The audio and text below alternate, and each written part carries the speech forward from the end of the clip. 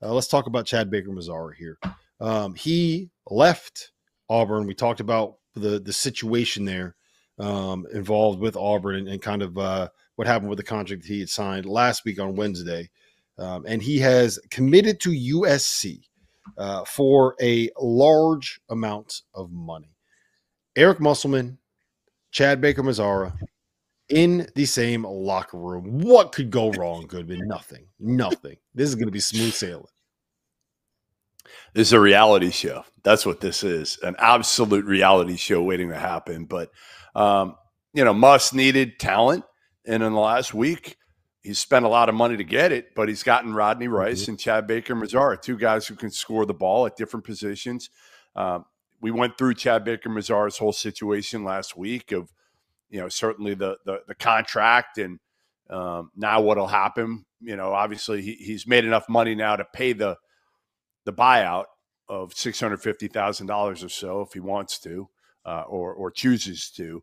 But the fit here is going to be interesting because, obviously he's a guy that we know can score the ball and is going to have a bigger role in LA.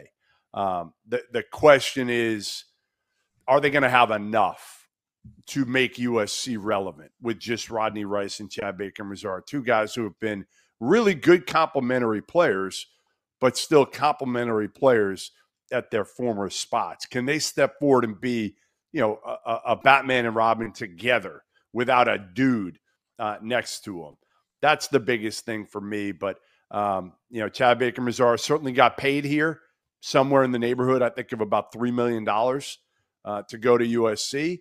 And now we'll see, Chad Baker-Mazara in LA with Eric Musselman is going to be extremely interesting to watch.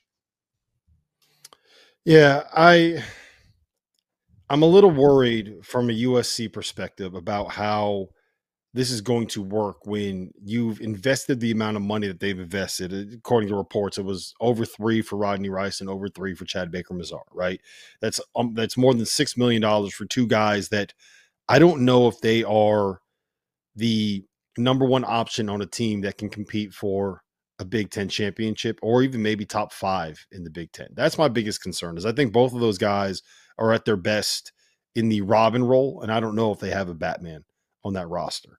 So we'll see how that ends up working out. The one thing I will say is that we've seen with Musselman, when he is at his best, especially at Arkansas, he did it at Nevada too, but when he is at his best, he is doing the NBA thing where he figures out one set, one play, one matchup, one thing that will work in a game, and he will go to it over and over and over again and beat you to death with it.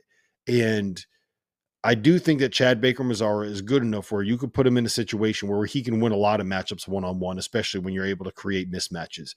And that's the kind of thing that Eric Musselman can do really well with. So just from a basketball perspective, I do think that that's going to make a lot of sense. But in terms of what the expectation is within a program and within a team, Bruce Pearl lets you do whatever you want, more or less, offensively. And Eric Musselman does not. He is the opposite. And it will be very interesting. And I'm using that word interesting specifically. The other guy we haven't mentioned, Rob, we haven't mentioned at USC is, and we've gotten good news about him today, is Elijah Arenas, who was in that car crash the other day.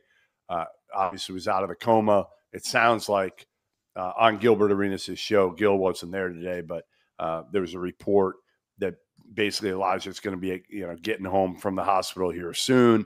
But, I mean, talk about 3 guys who can score the ball if Elijah Arenas is back healthy for USC. And I've seen him plenty.